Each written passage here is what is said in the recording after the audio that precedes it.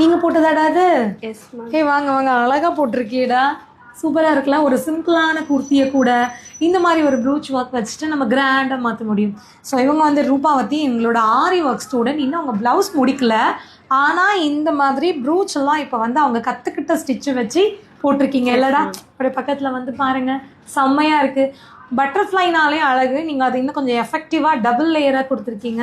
இதில் ஏதாவது கான்செப்ட் இருக்காடா? 3D 5D அந்த மாதிரி? எஸ் மேம், 3Dல பண்ணது மேம். 3Dல. ஸோ 3Dனா ஃப்ளாட்டாக பண்ணும்போது நமக்கு அது 3D எஃபெக்ட் கிடைக்காது அப்படின்னு டபுள் லேயராக வந்து பண்ணியிருக்கீங்க. சேம் அந்த டிசைனையே வந்து பெருசு சின்னதுமா டபுள் லேயர் பண்ணியிருக்காங்க. ஸோ பார்க்கும்போதே வந்து வேறு லெவலில் இருக்குடா ஃபினிஷிங் எல்லாம்.